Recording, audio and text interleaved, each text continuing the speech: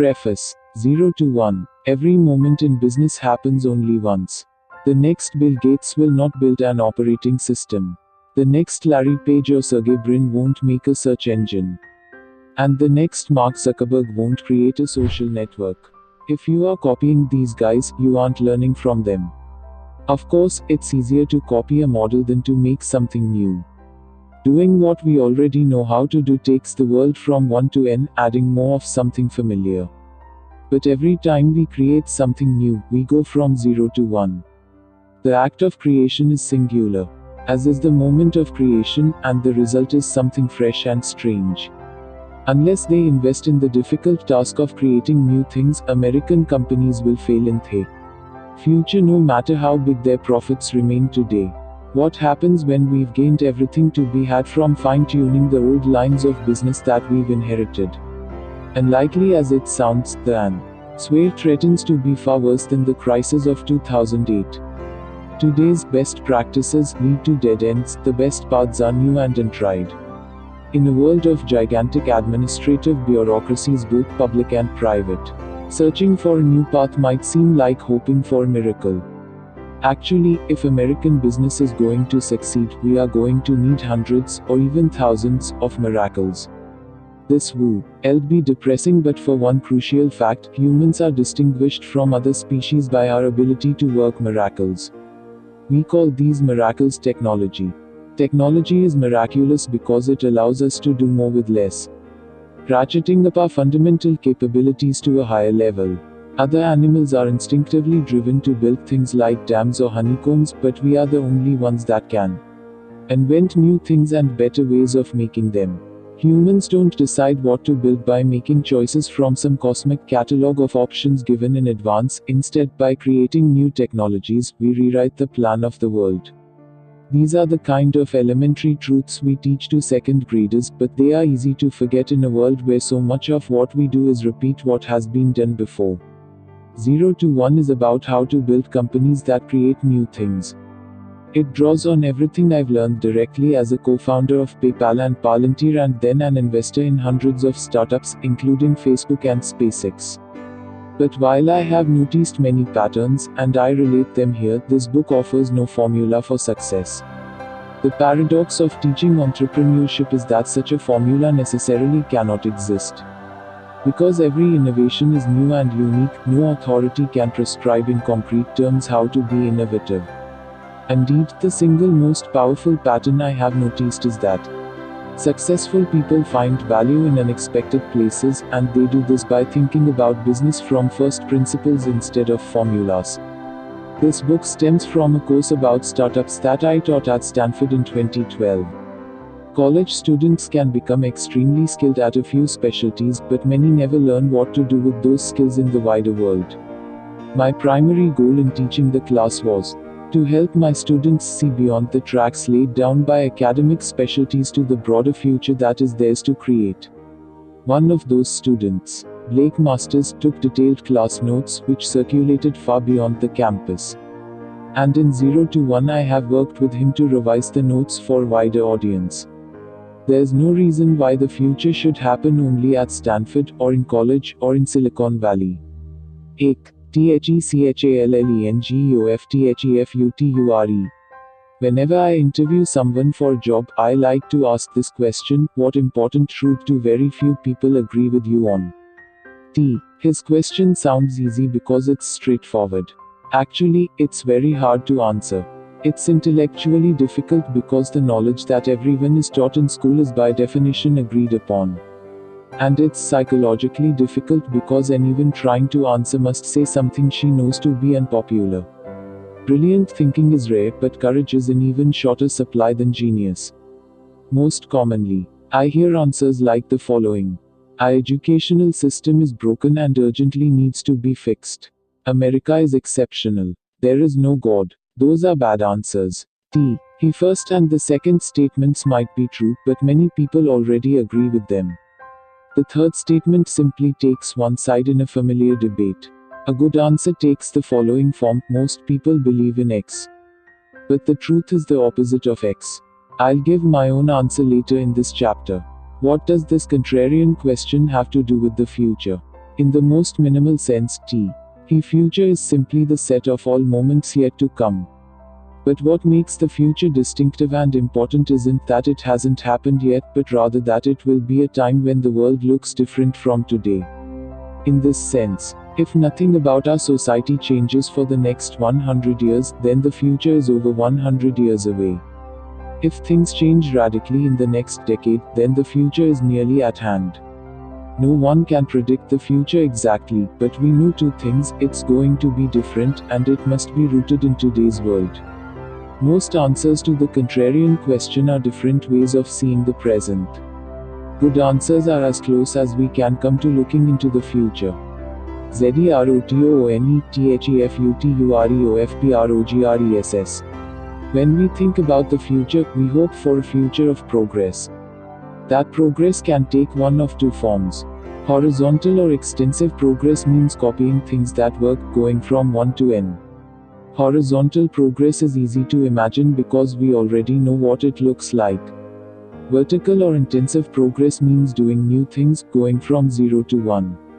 Vertical progress is harder to imagine because it requires doing something nobody else has ever done. If you take one typewriter and build 100, you have made horizontal progress. If you have a typewriter and build a word processor, you have made vertical progress. At the macro level, the single word for horizontal progress is globalization, taking things that work somewhere and making them work everywhere. China is the paradigmatic example of globalization. Its 20-year plan is to become like the United States is today. The Chinese have been straightforwardly copying everything that has worked in the developed world: 19th century railroads, 20th century air conditioning, and even entire cities. They might skip a few steps along the way, going straight to wireless without installing landlines, for instance, but they're copying all the same. The single word for vertical. 0 to 1 progress is technology. The rapid progress of information technology in recent decades has made Silicon Valley the capital of technology, in general. There is no reason why technology should be limited to computers. Properly understood, any new and better way of doing things is technology. Because globalization and technology are different modes of progress, it's possible to have both, either, or neither at the same time. For example, 1815 to 1914 was a period of both rapid technological development and rapid globalization. Between the First World War and Kissinger's trip to reopen relations with China in 1971, there was rapid technological development but not much globalization. Since 1971, we have seen rapid globalization along with limited technological development, mostly confined to. This age of globalization has made it easy to imagine that the decades ahead will bring more convergence and more sameness. Even our everyday language suggests we believe in a kind of technological end of history, the division of the world into the so-called developed and developing nations. Implies that the developed world has already achieved the achievable, and that poorer nations just need to catch up. But I don't think that's true. My own answer to the contrarian question is that most people think the future of the world will be defined by globalization, but the truth is that technology matters more. Without technological change, if China doubles its energy production over the next 2 decades, it will also double its air pollution. If every one of India's hundreds of millions of households were to live the way Americans already do, using only today's tools, the result would be environmentally catastrophic. Spreading old ways to create wealth around the world will result in devastation, not riches. In a world of scarce resources, globalization without new technology is unsustainable. New technology has never been an automatic feature of history. Our ancestors lived in static, zero-sum societies where success meant seizing things from others. They created new sources of wealth only rarely. And in the long run they could never create enough to save the average person from an extremely hard life. Then, after 10,000 years of fitful advance from primitive agriculture to medieval windmills and 16th century astrolabes, the modern world suddenly experienced relentless technological progress from the advent of the steam engine in the 1760s all the way up to about 1970. As a result, We have inherited a richer society than any previous generation would have been able to imagine. Any generation excepting our parents and grandparents, that is, in the late 1960s, they expected this progress to continue. They looked forward to a 4-day workweek, energy too cheap to meter, and vacations on the moon. But it didn't happen. The smartphones that distract us from our surroundings also distract us from the fact that our surroundings are strangely old. Only computers and communications have improved dramatically since mid-century. That doesn't mean our parents were wrong to imagine a better future, they were only wrong to expect it as something automatic. Today our challenge is to both imagine and create the new technologies that can make the 21st century more peaceful and prosperous than the 20th. STARTUPTHINKING. New technology tends to come from new ventures, startups. From the founding fathers in politics to the Royal Society in science to far-fetched semiconductors, traitorous in business, small groups of people bound together by a sense of mission have changed the world for the better. The easiest explanation for this is negative. It's hard to develop new things in big organizations, and it's even harder to do it by yourself.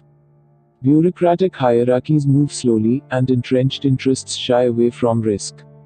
In the most dysfunctional organizations, signaling that work is being done becomes a better strategy for career advancement than actually doing work. If this describes your company, you should quit now. At the other extreme, a lone genius might create a classic work of art or literature, but he could never create an entire industry. Startups operate on the principle that you need to work with other people to get stuff done. But you also need to stay small enough so that you actually can. Positively defined, a startup is the largest group of people you can convince of a plan to build a different future. A new company's most important strength is new thinking, even more important than nimbleness. Small size affords space to think. This book is about the questions you must ask and answer to succeed in the business of doing new things. What follows is not a manual or record of knowledge but an exercise in thinking. Because that is what a startup has to do: question received ideas and rethink business from scratch. Though, party like it's 1999. Our contrarian question, what important truth do very few people agree with you on, is difficult to answer directly. It may be easier to start with a preliminary, what does everybody agree on? Madness is rare in individuals, but in groups, parties, nations, and ages it is the rule, Nietzsche wrote before he went mad. If you can identify a delusional popular belief, you can find what lies hidden behind it, the contrarian truth. Consider an elementary proposition: companies exist to make money, not to lose it. This should be obvious to any thinking person. But it wasn't so obvious to many in the late 1990s, when no loss was too big to be described as an investment in an even bigger, brighter future. The conventional wisdom of the new economy accepted page views as a more authoritative, forward-looking financial metric than something as pedestrian as profit. Conventional beliefs only ever come to appear arbitrary and wrong in retrospect, whenever one collapses. We call the old belief a bubble.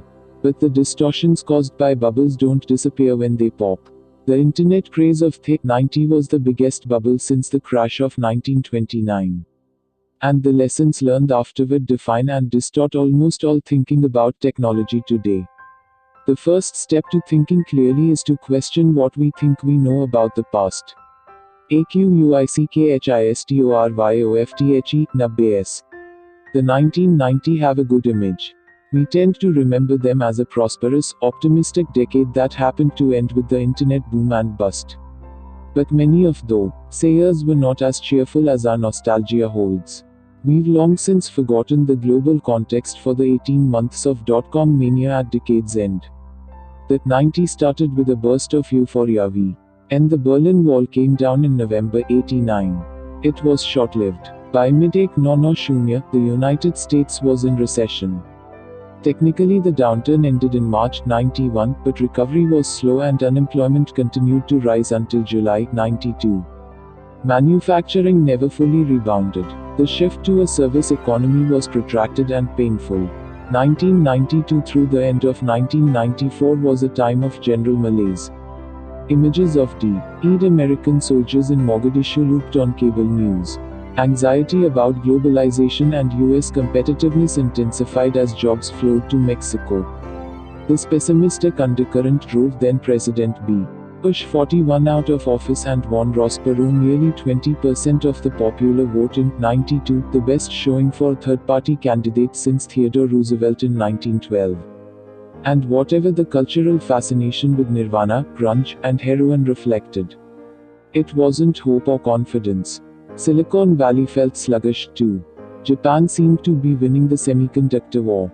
The internet had yet to take off, partly because its commercial use was restricted until late 1992 and partly due to the lack of user-friendly web browser. It's telling that when I arrived at Stanford in 1985, economics, not computer science, was the most popular major. To most people on campus, the tech sector seemed idiosyncratic or even provincial. The internet changed all this. The Mosaic browser was officially released in November 1993, giving regular people a way to get online. Mosaic became Netscape, which released its Navigator browser in late 1994. Navigator's adoption grew so quickly, from about 20% of the browser market in January 1995 to almost 80% less than 12 months later, that Netscape was able to IPO in August 95 even though it wasn't yet profitable. Within 5 months, Netscape stock had shot up from $28 to $174 per share. Other tech companies were booming, too. Yahoo went public in April 96 with an $848 million valuation. Amazon followed suit in May 97 at $438 million. By spring of 98, each company's stock had more than quadrupled. Skeptics questioned earnings and revenue multiples higher than those for any non-internet company. It was easy to conclude that the market had gone crazy. This conclusion was understandable but misplaced. In December 96, more than 3 years before the bubble actually burst, Fed Chairman Alan Greenspan warned that irrational exuberance might have unduly escalated asset values. Tech investors were exuberant, but it's not clear that they were so irrational. It is too easy to forget that things weren't going very well in the rest of the world at the time. The East Asian financial crises hit in July 1997. Crony capitalism and massive foreign debt brought the Thai, Indonesian, and South Korean economies to their knees. The ruble crisis followed in August 98 when Russia, hamstrung by chronic fiscal deficits, devalued its currency and defaulted on its debt. American investors grew nervous about a nation with 10,000 nukes and no money. The Dow Jones Industrial Average plunged more than 10% in a matter of days. People were right to worry. The ruble crisis set off a chain reaction that brought down long-term capital management, a highly leveraged US hedge fund. LTCM managed to lose $4.6 billion in the latter half of 1998, and still had over $100 billion in liabilities when the Fed intervened with a massive bailout and slashed interest rates in order to prevent systemic disaster. Europe wasn't doing that much better. The euro launched in January 1999 to great skepticism and apathy. It rose to $1.19 on its first day of trading but sank to 83 cents within 2 years. In mid-2000, G7 central bankers had to prop it up with a multi-billion-dollar intervention. So the backdrop for the short-lived dot-com mania that started in September 1998 was a war. RLD in which nothing else seemed to be working. The old economy couldn't handle the challenges of globalization. Something needed to work, and work in a big way, if the future was going to be better at all. By indirect proof, the new economy of the internet was the only way forward. Mania, September 2000. Dot-com mania was intense but short, 18 months of insanity from September 1998 to March 2000. It was a Silicon Valley gold rush. There was money everywhere, and no shortage of exuberant, often sketchy people to chase it. Every week, dozens of new startups competed to throw the most lavish launch party. Landing parties were much more rare. Paper millionaires would rack up $1,000 dinner bills and try to pay with shares of their startups' stock. Sometimes it even worked. Legions of people decamped from their well-paying jobs to found or join startups. One 40-something grad student that I knew was running 6 different companies in 1999. Usually, it's considered weird to be a 40-year-old graduate student. Usually, it's considered insane to start a half-dozen companies at once. But in the late 90s, people could believe that was a winning combination. Every board. Why should have known that the mania was unsustainable. The most successful companies seemed to embrace a sort of anti-business model where they lost money as they grew. But it's hard to blame people for dancing when the music was playing. Irrationality was rational given that appending .com to your name could double your value overnight. PayPalMania. When I was running PayPal in late 1999, I was scared out of my wits, not because I didn't believe in our company, but because it seemed like everyone else in the valley was ready to believe anything at all. Everywhere I looked, people were starting and flipping companies with alarming casualness. One acquaintance told me how he had planned an IPO from his living room before he'd even incorporated his company, and he didn't think that was weird. In this kind of environment, acting sanely began to seem eccentric. At least PayPal had a suitably grand mission, the kind that post-bubble skeptics would later describe as grandiose. We wanted to create a new internet currency to replace the US dollar. Our first product let people beam money from one Palm Pilot to another. However, nobody had any use for that product except the Jew. Analysts who voted it one of the 10 worst business ideas of 1999. Pampalots were still too exotic then, but email was already commonplace, so we decided to create a way to send and receive payments over email.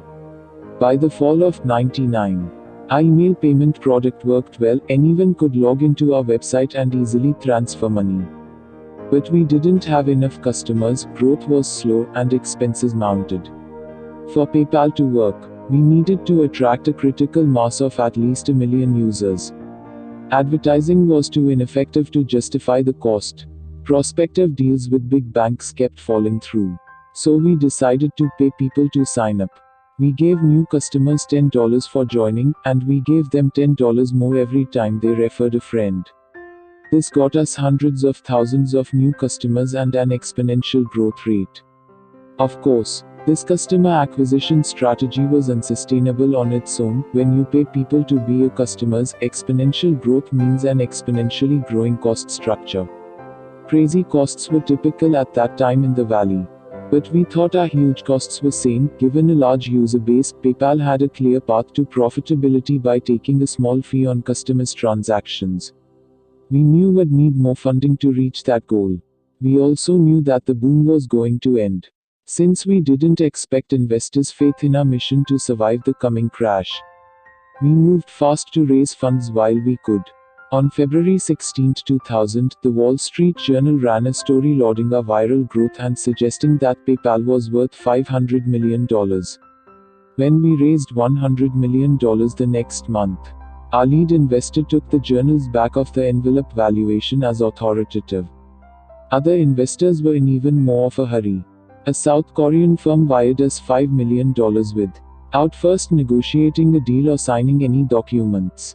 When I tried to return the money, they wouldn't tell me where to send it. That March 2000 financing round bought us the time we needed to make PayPal a success. Just as we closed the deal, the bubble popped. LESSONSLEARNED. Cause they say 2000 party over, oops. Out of time. So tonight I'm gonna party like it's 1999. Prince. The Nasdaq reached 5.04 at its peak in the middle of March 2000 and then crashed to 3,321 in the middle of April. By the time it bottomed out at 1,114 in October 2002, the country had long since interpreted the market's collapse as a kind of divine judgment against the technological optimism of the 90s. The era of cornucopian hope was relabeled as an era of crazed greed and declared to be definitely over. Everyone learned to treat the future as fundamentally indefinite, and to dismiss as an extremist anyone with plans big enough to be measured in years instead of quarters. Globalization replaced technology as the hope for the future. Since the 90 migration from bricks to clicks didn't work as hoped, investors went back to bricks, housing, and bricks globalization. The result was another bubble. This time in real estate. The entrepreneurs who stuck with Silicon Valley learn the 4 big lessons from the dot-com crash that still guide business thinking today. 1. Make incremental advances. Brand visions inflated the bubble, so they should not be indulged. Anyone who aims to be able to do something great is suspect, and anyone who wants to change the world should be more humble. Small, incremental steps are the only safe path forward. Though, stay lean and flexible. All companies must be lean, which is code for unplanned. You should not know what your business will do. Planning is arrogant and inflexible. Instead, you should try things out, iterate, and treat entrepreneurship as agnostic experimentation. Team. Improve on the competition. Don't try to create a new market prematurely. The only way to know you have a real business is to start with an already existing customer. So you should build your company by improving on recognizable products already offered by successful competitors. 4. Focus on product, not sales. If your product requires advertising or salespeople to sell it, it's not good enough. Technology is primarily about product development, not distribution. Bubble-era advertising was obviously wasteful, so the only sustainable growth is viral growth. These lessons have become dogma in the startup world. Those who would ignore them are presumed to invite the justified doom visited upon technology in the great crash of 2000. And yet the opposite principles are probably more correct. 8. It is better to risk boldness than triviality. Though, a bad plan is better than no plan. Team. Competitive markets destroy profits. 4. Sales matters just as much as product. It's true that there was a bubble in technology. The late 90s was a time of hubris. People believed in going from 0 to 1. Too few startups were actually getting there. And many never went beyond talking about it. But people understood that we had no choice but to find ways to do more with less. The market high of March 2000 was obviously a peak of insanity. Less obvious but more important, it was also a peak of clarity. People looked far into the future, saw how much valuable new technology we would need to get there safely, and judged themselves capable of creating it. We still need new technology, and we may even need some 1999-style hubris and exuberance to get it. To build the next generation of companies, we must abandon the dogmas created after the crash. That doesn't mean the opposite ideas are automatically true. You can't escape the madness of crowds by dogmatically rejecting them. Instead, ask yourself, how much of what you know about business is shaped by mistaken reactions to past mistakes? The most contrarian thing of all is not to oppose the crowd but to think for yourself. Team. ALLHAPPYCOMPANIESAREDIFFERENT. The business version of our contrarian question is, what valuable company is nobody building? This question is harder than it looks, because your company could create a lot of value without becoming very valuable itself. Creating value is not enough, you also need to capture some of the value you create. This means that even very big businesses can be bad businesses. For example, US airline companies serve millions of passengers and create hundreds of billions of dollars of value each year. But in 2012, when the average airfare each way was $178, the airlines made only 37 cents per passenger trip. Compare them to Google, which creates less value but captures far more. Google brought in $50 billion in 2012 versus $160 billion for the airlines, but it kept 21% of those revenues as profits, more than 100 times the airline industry's profit margin that year. Google makes so much money that it's now worth 3 times more than every US airline combined. The airlines compete with each other, but Google stands alone. Economists use 2 simplified models to explain the difference: perfect competition and monopoly. Perfect competition is considered both the ideal and the default state in Economics 101. So-called perfectly competitive markets achieve equilibrium when producer supply meets consumer demand. Every firm in a competitive market is undifferentiated and sells the same homogeneous products. Since no firm has any market power, they must all sell at whatever price the market determines. If there is money to be made, new firms will enter the market, increase supply, drive prices down, and thereby eliminate the profits that attracted them in the first place. If too many firms enter the market, they'll suffer losses, some will fold, and prices will rise back to sustainable levels. Under perfect competition, in the long run, no company makes an economic profit. The opposite of perfect competition is monopoly.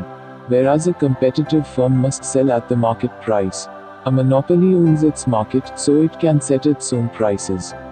Since it has no competition, it produces at the quantity and price combination that maximizes its profits. To an economist, every monopoly looks the same. Whether it deviously eliminates rivals, secures a license from the state, or innovates its way to the top. In this book, we are not interested in illegal bullies or government favorites. By monopoly, we mean the kind of company that's so good at what it does that no other firm can offer a close substitute. Google is a good example of a company that went from 0 to 1. It hasn't competed in search since the early 2000s, when it definitively distanced itself from Microsoft and Yahoo. Americans mythologize competition and credit it with saving us from socialist breadlines. Actually, capitalism and competition are opposites. Capitalism is premised on the accumulation of capital, but under perfect competition all profits get competed away. The lesson for entrepreneurs is clear: if you want to create and capture lasting value, don't build an undifferentiated commodity business. LISPOPLETELL. How much of the world is actually monopolistic? How much is truly competitive? It's hard to say, because our common conversation about these matters is so confused. To the outside observer, all businesses can seem reasonably alike, so it's easy to perceive only small differences between them. But the reality is much more binary than that. There's an enormous difference between perfect competition and monopoly, and most businesses are much closer to one extreme than we commonly realize. The confusion comes from a universal bias for describing market conditions in self-serving ways. Both monopolists and competitors are incentivized to bend the truth. Monopoly lies. Monopolists lie to protect themselves. They know that bragging about their great monopoly invites being audited, scrutinized, and attacked.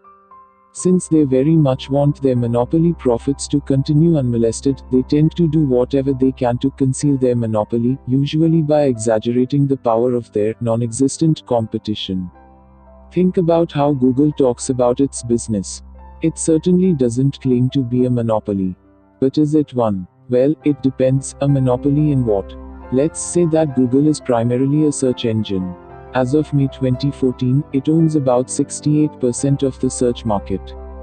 Its closest competitors, Microsoft and Yahoo, have about 19% and 10% respectively. If that doesn't seem dominant enough, consider the fact that the word Google is now an official entry in the Oxford English Dictionary, as a verb. Don't hold your breath waiting for that to happen to Bing. But suppose we say Google is primarily an advertising company. That changes things. The US search engine advertising market is $17 billion annually. Online advertising is $37 billion annually. The entire US advertising market is $150 billion.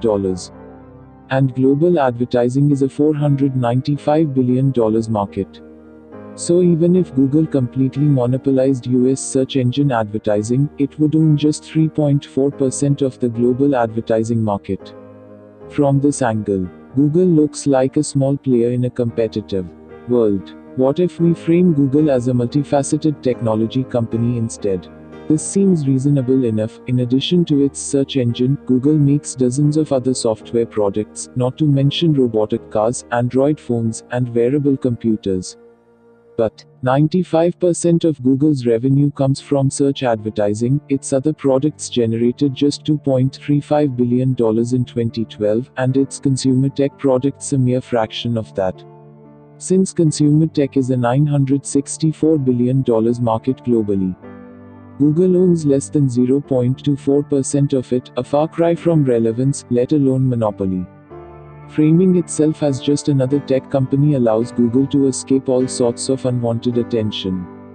Competitive lies. Non-monopolists tell the opposite lie: we're in a league of our own.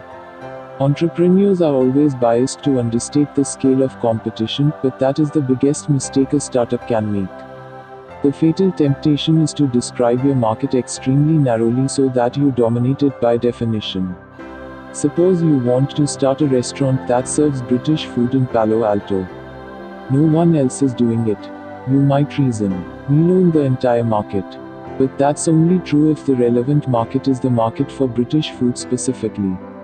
What if the actual market is the Palo Alto restaurant market in general? And what if all the restaurants in nearby towns are part of the relevant market as well? These are hard questions, but the bigger problem is that you have an incentive not to ask them at all. When you hear that most new restaurants fail within 1 or 2 years, your instinct will be to come up with a story about how yours is different. You'll spend the time trying to convince people that you are exceptional instead of seriously considering whether that's true. It would be better to pause and consider whether there are people in Palo Alto who would rather eat British food above all else. It's very possible they don't exist. In 2001, my coworkers at PayPal and I would often get lunch on Castro Street in Mountain View. We had our pick of restaurants, starting with obvious categories like Indian, sushi, and burgers. There were more options once we settled on a type: North Indian or South Indian, cheaper or fancier, and so on. In contrast to the competitive local restaurant market, PayPal was at that time the only email-based payments company in the world. We employed fewer people than the restaurants on Castro Street did, but our business was much more valuable than all of those restaurants combined. Starting a new South Indian restaurant is a really hard way to make money.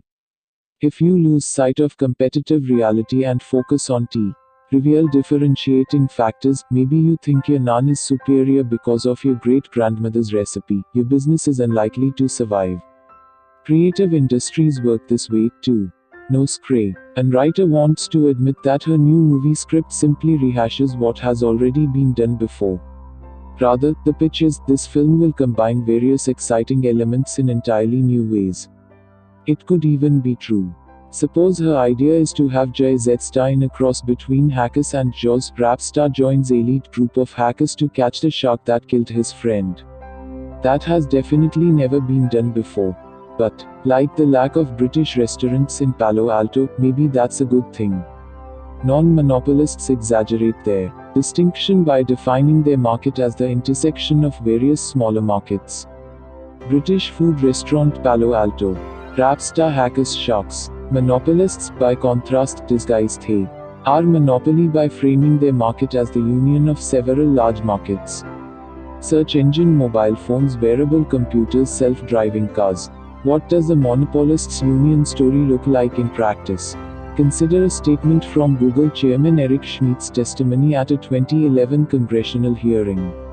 We face an extremely competitive landscape in which consumers have a multitude of options to access information. Or, translated from PR speak to plain English, Google is a small fish in a big pond. We could be swallowed whole at any time. We are not the monopoly that the government is looking for. UTHLESSPOPLE. The problem with a competitive business goes beyond lack of profits.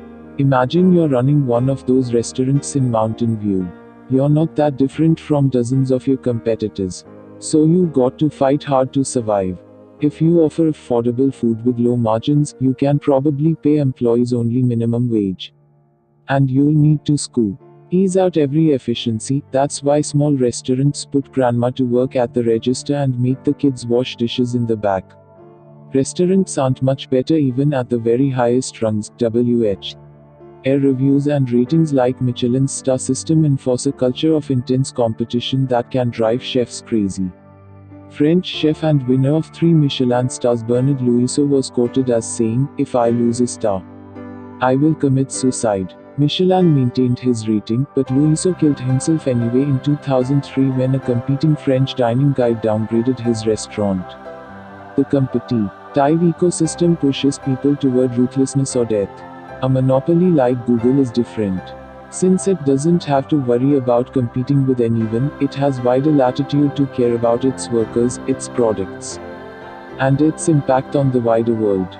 Google's motto, "Don't be evil," is in part a branding ploy, but it's also characteristic of a kind of business that's successful enough to take ethics seriously without jeopardizing its own existence. In business, money is either an important thing or it is everything. Monopolists can afford to think about things other than making money, non-monopolists can't. In perfect competition, a business is so focused on today's margins that it can't possibly plan for a long-term future. Only one thing can allow a business to transcend the daily bruh. Youth struggle for survival, monopoly profits. MONOPOLYCAPITALISM. So, a monopoly is good for everyone on the inside, but what about everyone on the outside? Do outsized profits come at the expense of the rest of society? Actually, yes, profits come out of customers' wallets, and monopolies deserve their bad reputation, but only in a world where nothing changes. In a static world, a monopolist is just a rent collector. If you corner the market for something, you can jack up the price, others will have no choice but to buy from you. Think of the famous board game, deeds are shuffled around from player to player. But the board never changes. There's no way to win by inventing a better kind of real estate development. The relative values of the properties are fixed for all time, so all you can do is try to buy them up. But the world we live in is dynamic, it's possible to invent new and better things. Creative monopolists give customers more choices by adding entirely new categories of abundance to the world. Creative monopolies aren't just good for the rest of society, they're powerful engines for making it better. Even the government knows this, that's why one of its deeper Artments works hard to create monopolies by granting patents to new inventions, even though another part hunts them down by prosecuting antitrust cases. It's possible to question whether anyone shall really be awarded a legally enforceable monopoly simply for having been the first to think of something like a mobile software design. But it's clear that something like Apple's monopoly profits from designing, producing, and marketing the iPhone with a reward for creating greater abundance, not artificial scarcity. Customers were happy to finally have the choice of paying high prices to get a smartphone that actually works. The dynamism of new monopolies itself explains why old monopolies don't strangle innovation. With Apple's iOS at the forefront, the rise of mobile computing has dramatically reduced Microsoft's decades-long operating system dominance. Before that, IBM's hardware monopoly of x60 and x70 was overtaken by Microsoft's software monopoly. Had a monopoly on telephone service for most of the 20th century, but now anyone can get a cheap cell phone plan from any number of providers. If the tendency of monopoly businesses were to hold back progress, they would be dangerous and would be right to oppose them. But the history of progress is a history of better monopoly businesses replacing incumbents. Monopolies drive progress because the promise of years or even decades of monopoly profits provides a powerful incentive to innovate. Then monopolies can keep innovating because profits enable them to make the long-term plans and to finance the ambitious research projects that firms locked in competition can't dream of. So why are economists obsessed with competition as an ideal state? It's a relic of history. Economists copied their mathematics from the work of 19th century physicists. They see individuals and businesses as interchangeable atoms, not as unique creators. Their theories describe an equilibrium state of perfect competition because that's what's easy to model. Not because it represents the best of business. But it's worth recalling that the long-run equilibrium predicted by 19th century physics was a state in which all energy is evenly distributed and everything comes to rest, also known as the heat death of the universe. Whatever your views on thermodynamics, it's a powerful metaphor. In business, equilibrium means stasis, and stasis means death. If your industry is in a competitive equilibrium, the death of your business won't matter to the world. Some other undifferentiated competitor will always be ready to take your place. Perfect equilibrium may describe the void that is most of the universe. It may even characterize many businesses. But every new creation takes place far from equilibrium. In the real world outside economic theory, every business is successful exactly to the extent that it does something others cannot. Monopoly is therefore not a pathology or an exception. Monopoly is the condition of every successful business. Tolstoy opens Anna Karenina by observing, all happy families are alike, each unhappy family is unhappy in its own way. Business is the opposite. All happy companies are different, each one earns a monopoly by solving a unique problem. All failed companies are the same, they failed to escape competition. 4. THEIDEOLOGYOFCOMPETITION means new products that benefit everybody and sustainable profits for the creator. Competition means no profits for anybody, no meaningful differentiation, and a struggle for survival. So why do people believe that competition is healthy?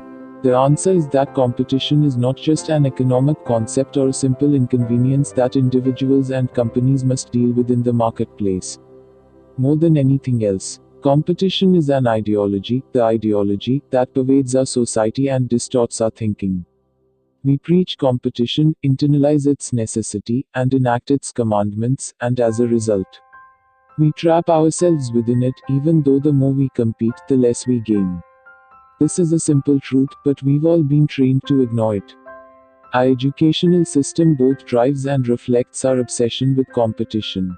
Grades themselves allow precise measurement of each student's competitiveness. Pupils with the highest marks receive status and credentials. We teach every young person on the same subjects in mostly the same ways, irrespective of individual talents and preferences.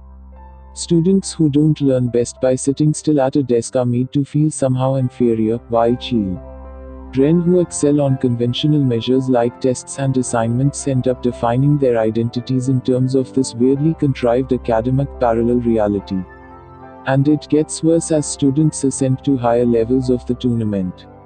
Elite students climb confidently until they reach a level of competition sufficiently intense to beat their dreams out of them. Higher education is the place where people who had big plans in high school get stuck in fierce rivalries with equally smart peers over conventional careers like management consulting and investment banking. For the privilege of being turned into conformists, students or their families pay hundreds of thousands of dollars in skyrocketing tuition that continues to outpace inflation. Why are we doing this to ourselves? I wish I had asked myself when I was younger. My path was so tracked that in my 8th grade yearbook, one of my friends predicted, accurately, that 4 years later I would enter Stanford as a sophomore. And after a conventionally successful undergraduate career, I enrolled at Stanford Law School, where I competed even harder for the standard badges of success. That ultimate competition would have changed my life for the worse. Had I actually clerked on the Supreme Court, I probably would have spent my entire career taking depositions or drafting other people's business deals instead of creating anything new. It's hard to say how much would be different, but the opportunity costs were enormous. All Rhodes scholars had a great future in their past. WARANDPACE. Professors downplay the cutthroat culture of academia. But managers never tire of comparing business to war. MBA students carry around copies of Clausewitz and Sun Tzu. War metaphors invade our everyday business language. We use headhunters to build up a sales force that will enable us to take a captive market and make a killing. But really it's competition, not business, that is like war, allegedly necessary, supposedly valiant, but ultimately destructive. Why do people compete with each other? Marx and Shakespeare provide two models for understanding almost every kind of conflict. According to Marx, people fight because they are different. The proletariat fights the bourgeoisie because they have completely different ideas and goals, generated, for Marx, by their very different material circumstances. The greater the differences, the greater the conflict. To Shakespeare, by contrast, all combatants look more or less alike. It's not at all clear why they should be fighting, since they have nothing to fight about. Consider the opening line from Romeo and Juliet, two households, both alike in dignity. The two houses are alike, yet they hate each other. They grow even more similar as the feud escalates. Eventually, they lose sight of why they started fighting in the first place. In the world of business, at least, Shakespeare proves the superior guide. Inside a firm, people become obsessed with their competitors for career advancement.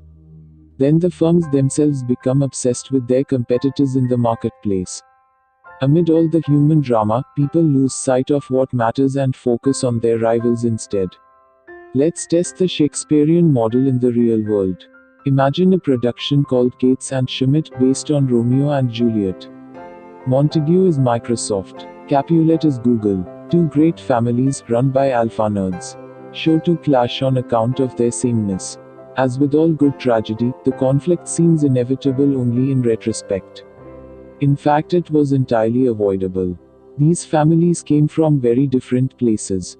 The House of Montague built operating systems and office applications. The House of Capulet wrote a search engine. What was there to fight about? Lots, apparently. As a startup, each clan had been content to leave the other alone and prosper independently. But as they grew, they began to focus on each other. Montagues obsessed about Capulets obsessed about Montagues. The result: Windows vs. Chrome OS, Bing vs. Google Search Explorer vs. Chrome, Office vs. Docs, and Surface vs. Nexus. Just as war cost the Montagues and Capulets their children, it cost Microsoft, and Google their dominance. Apple came along and overtook them all. In January 2013, Apple's market capitalization was $500 billion, while Google and Microsoft combined were worth $467 billion. Just 3 years before, Microsoft and Google were each more valuable than Apple. War is costly business. Rivalry causes us to overemphasize old opportunities and slavishly copy what has worked in the past. Consider the recent proliferation of mobile credit card readers. In October 2010, a startup called Square released a small, white, square-shaped product that let anyone with an iPhone swipe and accept credit cards. It was the first good payment processing solution for mobile handsets. Imitators promptly sprang into action. A Canadian company called NetSecure launched its own card reader in a half-moon shape. Intuit brought a cylindrical reader to the geometric battle. In March 2012, a base PayPal unit launched its own copycat card reader. It was shaped like a triangle, a clear jab square. As 3 sides are simpler than 4. One gets the sense that this Shakespearean saga won't end until the apes run out of shapes. The hazards of imitative competition. Iron may partially explain why individuals with an Asperger's-like social ineptitude seem to be at an advantage in Silicon Valley today. If you're less sensitive to social cues, you're less likely to do the same things as everyone else around you. If you're interested in making things or programming computers, you'll be less afraid to pursue those activities single-mindedly and thereby become incredibly good at them. Then when you apply your skills, you're little less likely than others to give up your own convictions. This can save you from getting caught up in crowds competing for obvious prizes. Competition can make people hallucinate opportunities where none exist. The crazy, 90s version of this was the fierce battle for the online pet store market. It was Pets.com vs. Petstore.com vs. Petopia.com vs. what seemed like dozens of others.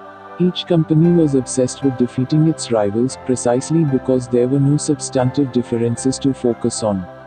Amid all the tactical questions, who could price chewy dog toys most aggressively? Who could create the best Super Bowl ads? These companies totally lost sight of the wider question of whether the online pet supply market was the right space to be in. Winning is better than losing, but everybody loses when the war isn't one worth fighting.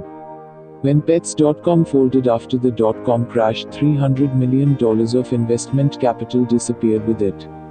Other times, rivalry is just weird and distracting. Consider the Shakespearean conflict between Larry Ellison, co-founder and CEO of Oracle, and Tom Siebel, a top salesman at Aura. CLA and Ellison's protege before he went on to found Siebel Systems in 1993. Ellison was livid at what he thought was Siebel's betrayal. Siebel hated being in the shadow of his former boss. The two men were basically identical, hard-charging Chicagoans who loved to sell and hated to lose, so their hatred ran deep.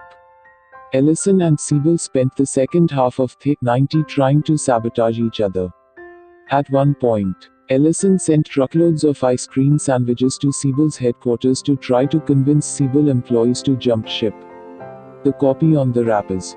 Summer is near. Oracle is here. To brighten your day and your career. Strangely, Oracle intentionally accumulated enemies.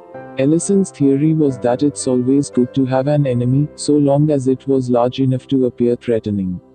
And thus motivational to employees, but not so large as to actually threaten the company. So Ellison was probably thrilled when in 1996 a small database company called Informix put up a billboard near Oracle's Redwood shows headquarters that read, "Caution, Dinosaur Crossing." Another Informix billboard on northbound Highway 101 read, "You've just passed Redwood shows. SODIDWE. Oracle short bar. CK with a billboard that implied that Informix's software was slower than snails. Then Informix CEO Phil White decided to make things personal. When White learned that Larry Ellison enjoyed Japanese samurai culture, he commissioned a new billboard depicting the Oracle logo along with a broken samurai sword. The ad wasn't even really aimed at Oracle as an entity, let alone the consuming public, it was a personal attack on Ellison. But perhaps White spent a little too much time worrying about the competition, while he was busy creating billboards, and Informix imploded in a massive accounting scandal and White soon found himself in federal prison for securities fraud. If you can't beat a rival, it may be better to merge. I started Confinity with my co-founder Max Levchin in 1998. When we released the PayPal product in late 1999, Elon Musk's X.com was right on our heels. Our company's offices were 4 blocks apart on University Avenue in Palo Alto, and X's product mirrored ours feature for feature. By late 1999, we were in all-out war. Many of us at PayPal logged 100-hour work weeks. No doubt that was counterproductive, but the focus wasn't on objective productivity, the focus was defeating X.com. One of our engineers actually designed a bomb for this purpose. When he presented the schematic at a team meeting, calmer heads prevailed and the proposal was attributed to extreme sleep deprivation. But in February 2000, Elon and I were more scared about the rapidly inflating tech bubble than we were about each other. A financial crash would ruin us both before we could finish our fight. So in early March we met on neutral ground, a cafe almost exactly equidistant to our offices, and negotiated a 50-50 merger. The escalating the rivalry post-merger wasn't easy, but as far as problems go, it was a good one to have. As a unified team, we were able to ride out the dot-com crash and then build a successful business. Sometimes you do have to fight. Where that's true, you should fight and win. There is no middle ground, either don't throw any punches, or strike hard and end it quickly. This advice can be hard to follow because pride and honor can get in the way. Hence Hamlet, exposing what is mortal and unsure. To all that fortune, death, and danger dare. Even for an eggshell, rightly to be great, is not to stir without great argument, but greatly to find quarrel in a straw, when horn is at the stake. For Hamlet, greatness means willingness to fight for reasons as thin as an eggshell. Anyone would fight for things that mattered. True heroes take their personal honor so seriously they will fight for things that don't matter. This twisted logic is part of human nature, but it's disastrous in business. If you can recognize competition as a destructive force instead of a sign of value, you're already more sane than most. The next chapter is about how to use a clear head to build a monopoly business. 5. LASTMOVERADVANTAGE. Escaping competition will give you a monopoly. But even a monopoly is only a great business if it can endure in the future. Compare the value of the New York Times company with Twitter. Each employs a few thousand people, and each gives millions of people a way to get news. But when Twitter went public in 2013, it was valued at $24 billion, more than 12 times the Times' market capitalization. Even though the Times earned $133 million in 2012 while Twitter lost money. What explains the huge premium for Twitter? The answer is cash flow. This sounds bizarre at first, since the Times was profitable while Twitter wasn't. But a great business is defined by its ability to generate cash flows in the future. Investors expect Twitter will be able to capture monopoly profits over the next decade, while newspapers' monopoly days are over. Simply stated, the value of a business today is the sum of all the money it will make in the future. To properly value a business, you also have to discount those future cash flows to their present worth, since a given amount of money today is worth more than the same amount in the future. Comparing discounted cash flows shows the difference between low growth businesses and high growth startups at its starkest. Most of the value of low growth businesses is in the near term. An old economy business, like a newspaper, might hold its value if it can maintain in its current cash flows for 5 or 6 years. However, any firm with close substitutes will see its profits competed away. Nightclubs or restaurants are extreme examples. Successful ones might collect healthy amounts today, but their cash flows will probably dwindle over the next few years when customers move on to newer and trendier alternatives.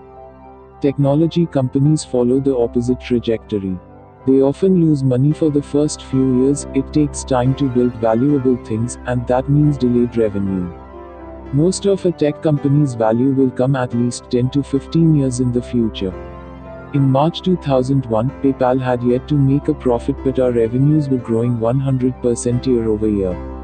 When I projected our future cash flows, I found that 75% of the company's present value would come from profits generated in 2011 and beyond. Hard to believe for a company that had been in business for only 27 months.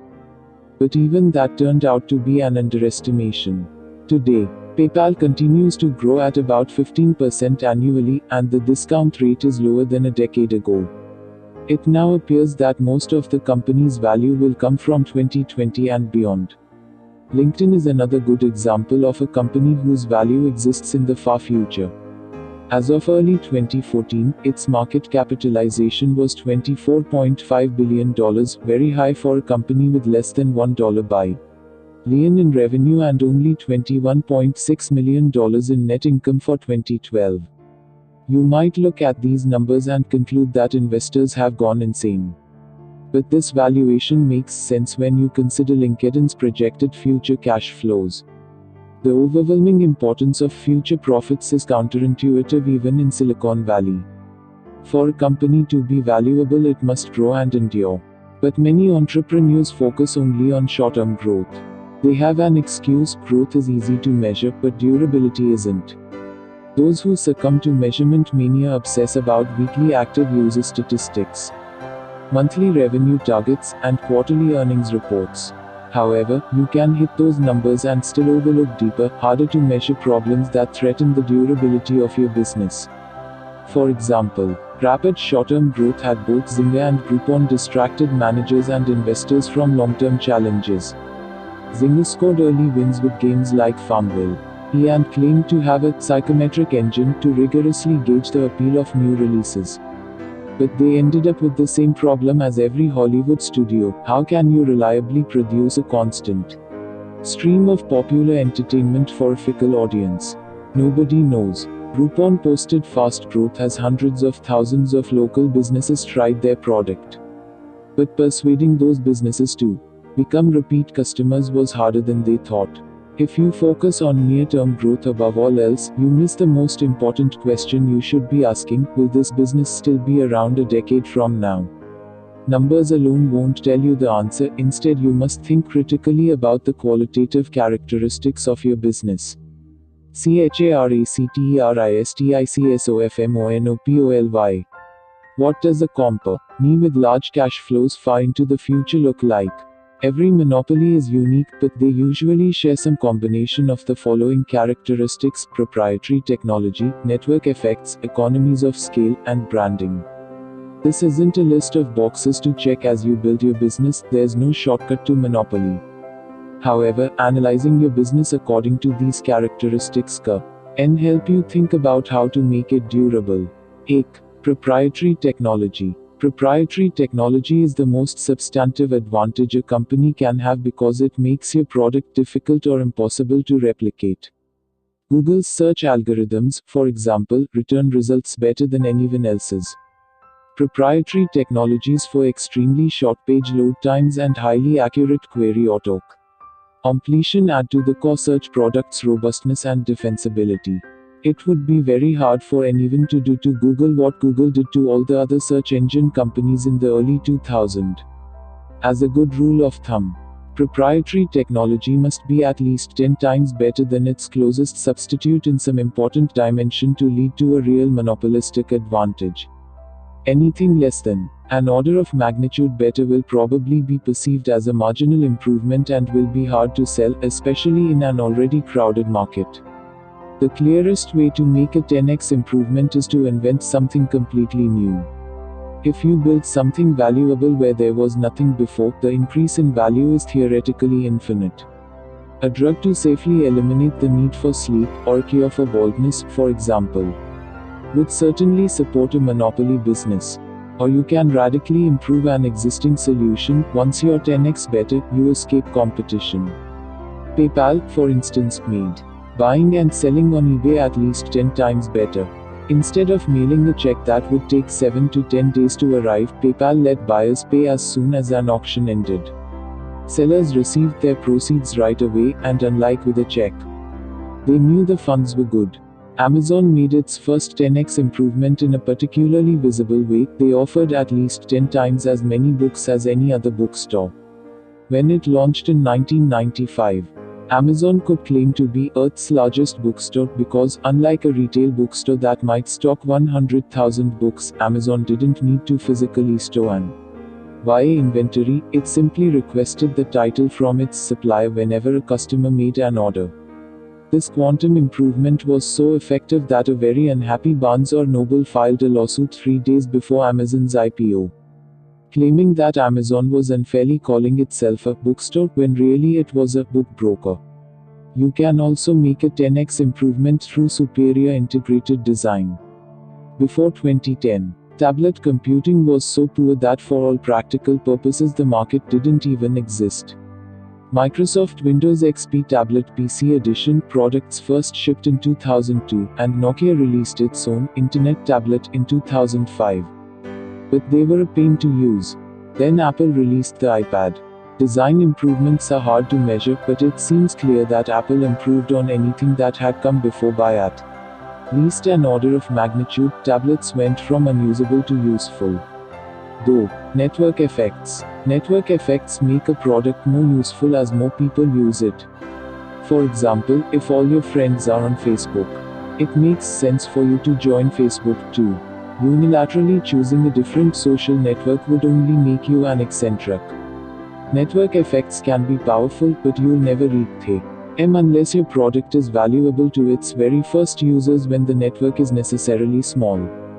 For example, in 1960 a quixotic company called Xanadu set out to build a two-way communication network between all computers, a sort of early synchronous version of the World Wide Web.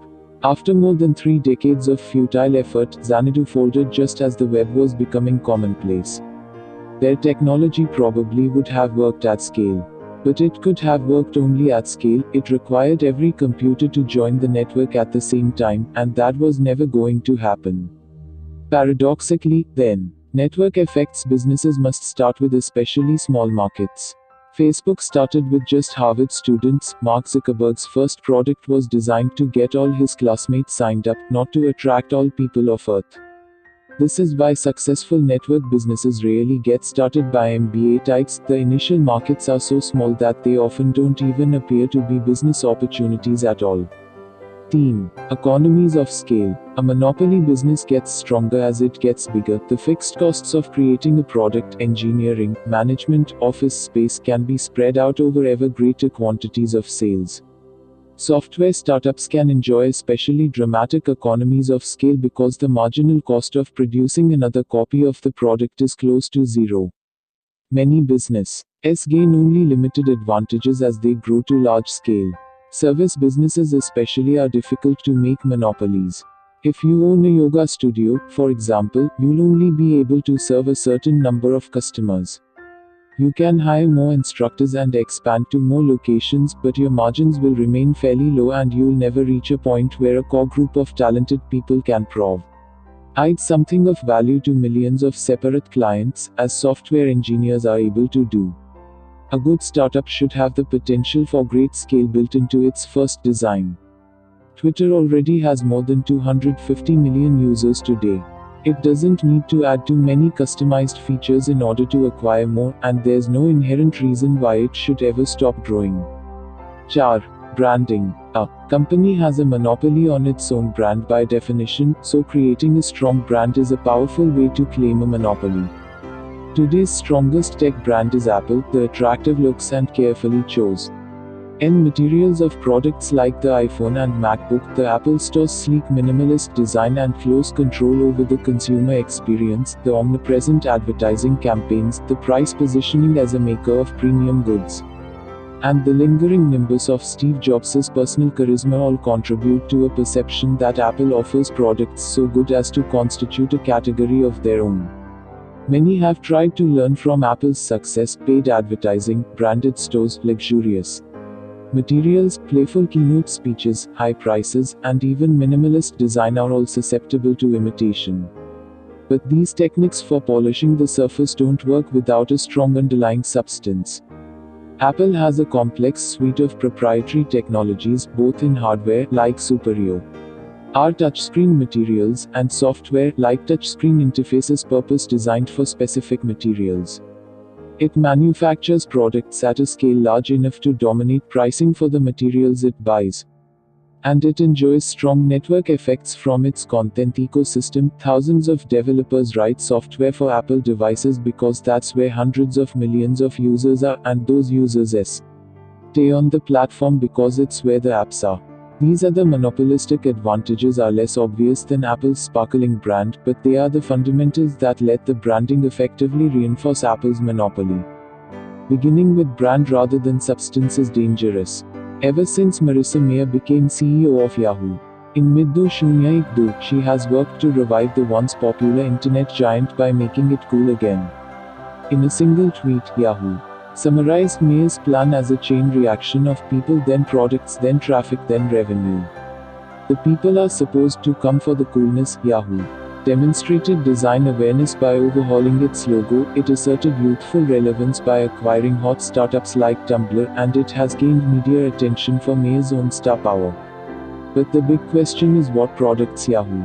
Will actually create. When Steve Jobs returned to Apple, he didn't just make Apple a cool place to work, he slashed product lines to focus on the handful of opportunities for 10x improvements. No technology company can be built on branding alone. BUILDINGAMONOPOLY. Brand, scale, network effects, and technology in some combination define a monopoly, but to get them to work, you need to choose your market carefully and expand deliberately. Start small and monopolize. Every startup is small at the start. Every monopoly dominates a large share of its market. Therefore, every startup should start with a very small market. Always err on the side of starting too small. The reason is simple: it's easier to dominate a small market than a large one. If you think your initial market might be too big, it almost certainly is. Small doesn't mean non-existent. We made this mistake early on at PayPal. Our first product let people beam money to each other via Palm Pilots. It was interesting technology and no one else was doing it. However, the world's millions of Palm Pilot users weren't concentrated in a particular place, they had little in common. And they used their devices only episodically. Nobody needed our product, so we had no customers. With that lesson learned, we set our sights on eBay auctions, where we found our first success. In late 1999, eBay had a few thousand high-volume power sellers, and after only 3 months of dedicated effort, we were serving 25% of them. It was much easier to reach a few thousand people or really needed our product than to try to compete for the attention of millions of scattered individuals. The perfect target market for a startup is a small group of particular people concentrated together and served by few or no competitors. Any big market is a bad choice, and a big market already served by competing companies is even worse. This is why it's always a red flag when entrepreneurs talk about getting 1% of a $100 billion market. In practice, a large market will either lack a good starting point or it will be open to competition, so it's hard to ever reach that 1%. And even if you do succeed in gaining a small foothold, you'll have to be satisfied with keeping the lights on. Cutthroat competition means your profits will be zero. Scaling up. Once you create and dominate a niche market, then you should gradually expand into related and slightly broader markets. Amazon shows how it can be done. Jeff Bezos' founding vision was to dominate all of online retail, but he very deliberately started with books. There were millions of books to catalog, but they all had roughly the same shape, they were easy to ship, and some of the most rarely sold books, those least profitable for any retail store to keep in stock, also drew the most enthusiastic customers. Amazon became the dominant solution for anyone located far from a bookstore or seeking something unusual. Amazon then had two options: expand the number of people who read books, or expand to adjacent markets. They chose the latter, starting with the most similar markets: CDs, videos, and software. Amazon continued to add categories gradually until it had become the world's general store. The name itself brilliantly encapsulated the company's scaling strategy. The biodiversity of the Amazon rainforest reflected Amazon's first goal of cataloging every book in the world, and now it stands for every kind of thing in the world, period. eBay also started by dominating small niche markets. When it launched its auction marketplace in 1995, it didn't need the whole world to adopt it at once. The product worked well for intense interest groups, like Beanie Baby obsessives. Once it monopolized the Beanie Baby trade, eBay didn't jump straight to listing sports cars or industrial surplus. It continued to cater to small-time hobbyists until it became the most reliable marketplace for people trading online, no matter what the item. Sometimes there are hidden obstacles to scaling, a lesson that eBay has learned in recent years. Like all marketplaces, the auction marketplace lent itself to natural monopoly because buyers go where the sellers are and vice versa. But eBay found that the auction model works best for individually distinctive products like coins and stamps. It works less well for commodity products. People don't want to bid on pencils or Kleenex, so it's more convenient just to buy them from Amazon. eBay is still a valuable monopoly, it's just smaller than people in 2004 expected it to be. Sequencing markets correctly is underrated, and it takes discipline to expand gradually. The most successful companies make the core progression to first dominate a specific niche and then scale to adjacent markets, a part of their founding narrative. Don't disrupt. Silicon Valley has become obsessed with disruption. Originally, disruption was a term of art to describe how a firm can use new technology to introduce a low-end product at low prices, improve the product over time, and eventually overtake even the premium products offered by incumbent companies using older technology. This is roughly what happened when the advent of PCs disrupted the market for mainframe computers. At first PCs seemed irrelevant, then they became dominant. Today mobile devices may be doing the same thing to PCs. However, disruption has recently transmogrified into a self-congratulatory buzzword for anything posing as trendy and new. This seemingly trivial fad matters because it distorts an entrepreneur's self-understanding in an inherently competitive way. The concept was coined to describe threats to incumbent companies, so startups' obsession with disruption means they see themselves through older firms' eyes. If you think of yourself as an insurgent battling dark forces, it's easy to become unduly fixated on the obstacles in your path. But if you truly want to make something new, the act of creation is far more important than the old industries that might not like what you create.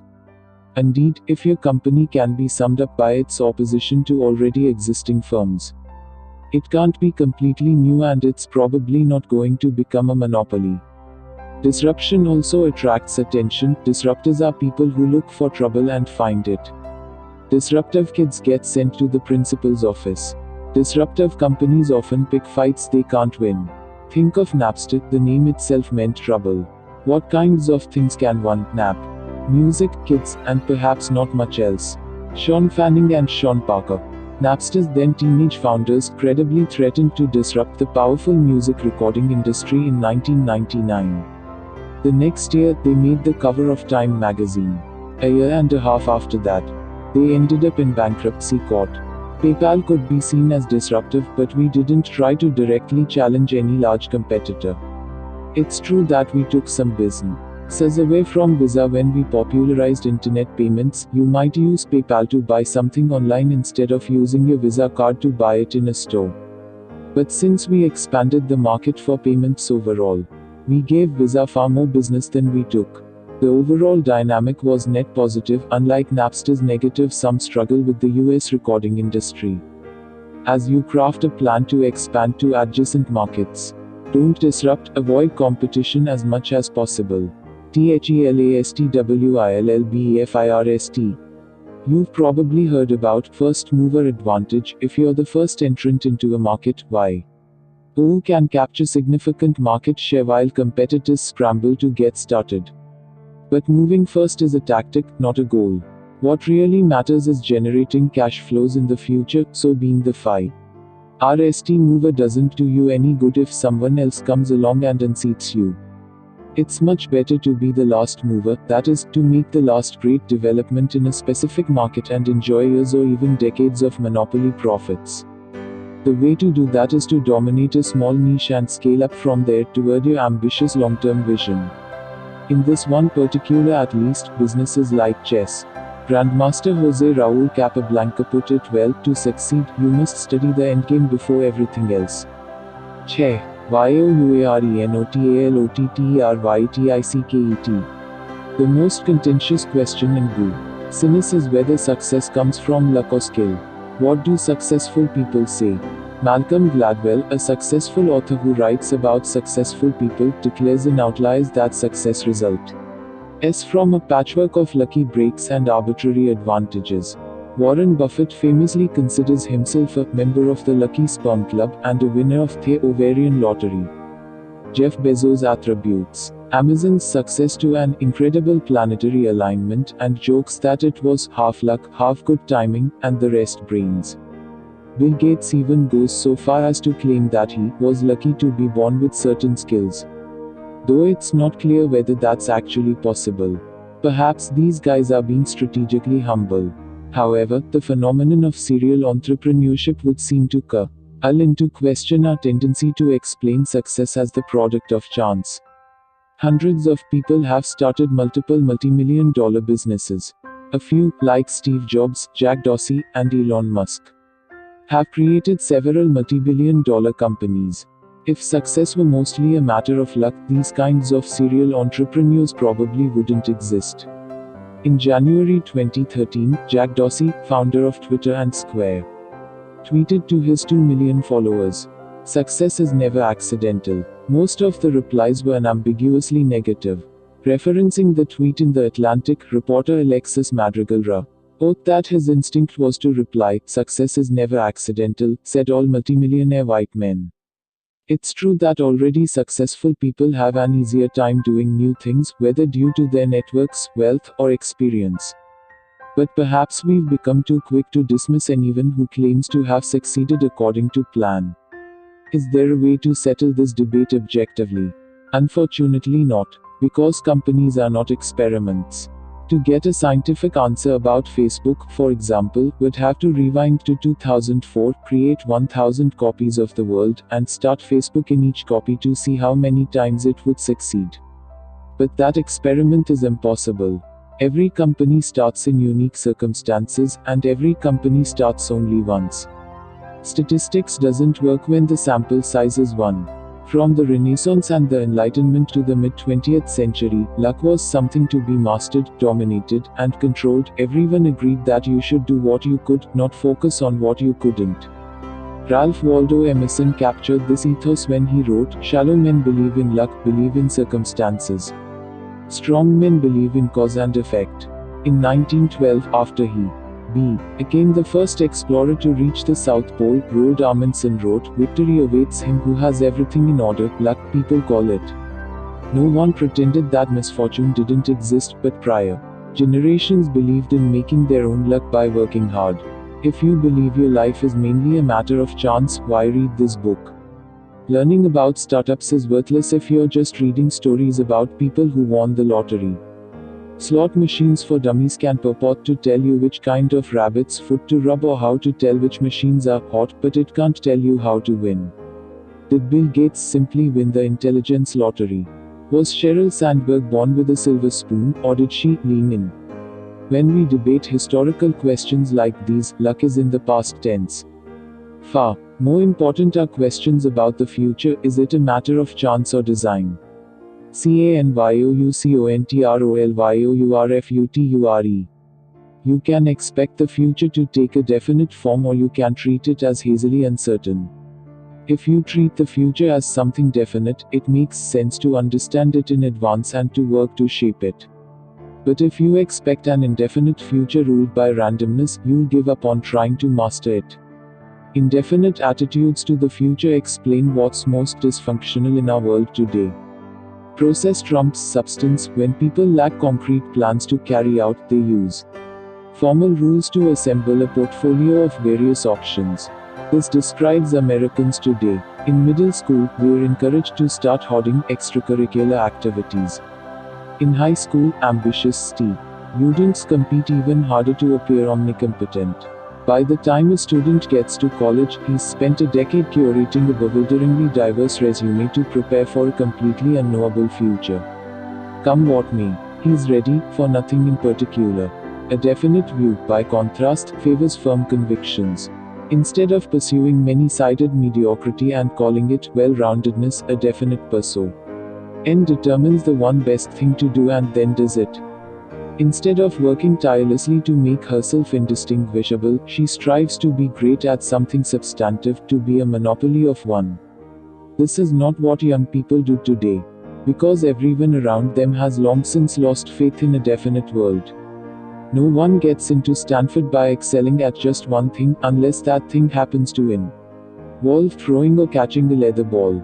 You can also expect the future to be either better or worse than the present. Optimists welcome the future. Pessimists fear it. Combining these possibilities yields four views. Indefinite pessimism. Every culture has a myth of decline from some golden age, and almost all peoples throughout history have been pessimists. Even today, pessimism still dominates huge parts of the world. An indefinite pessimist looks out onto a bleak future, but he has no idea what to do about it. This describes Europe since the early 1970s, when the continent succumbed to undirected bureaucratic drift. Today the whole Eurozone is in slow motion crisis, and nobody is in charge. The European Central Bank doesn't stand for anything but improvisation. The US Treasury prints, "In God We Trust," on the dollar. The ECB might as well print, "Kick the can down the road," on the euro. Europeans just react to events as they happen and hope things don't get worse. The indefinite pessimist can't know whether the inevitable decline will be fast or slow, catastrophic or gradual. All he can do is wait for it to happen. So he might as well eat, drink, and be merry in the meantime, hence Europe's famous vacation mania. Definite pessimism. A definite pessimist believes the future can be known, but since it will be bleak, he must prepare for it. Perhaps surprisingly, China is probably the most definitely pessimistic place in the world today.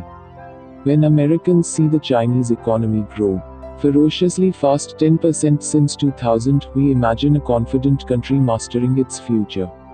But that's because Americans are still optimists, and we project our optimism onto China. From China's viewpoint, economic growth cannot come fast enough. Every other country is afraid that China is going to take over the world. China is the only country afraid that it won't. China can grow so fast only because its starting base is so low. The easiest way for China to grow is to relentlessly copy what has already worked in the West. And that's exactly what it's doing, executing definite plans B. Why burning ever more coal to build ever more factories and skyscrapers? But with a huge population pushing resource prices higher, there's no way Chinese living standards can ever actually catch up to those of the richest countries. And the Chinese know it. This is why the Chinese leadership is obsessed with the way in which things threaten to get worse. Every senior Chinese leader experienced famine as a child. So when the Politburo looks to the future, disaster is not an abstraction. The Chinese public, too, knows that winter is coming. Outsiders are fascinated by the great fortunes being made inside China. But they pay less attention to the wealthy Chinese trying hard to get their money out of the country. Poorer Chinese just save everything they can and hope it will be enough. Every class of people in China takes the future deadly seriously. Definite optimism. To a definite optimist, the future will be better than the present if he plans and works to make it better. From the 17th century through the 1950 and 60, definite optimists led the Western world.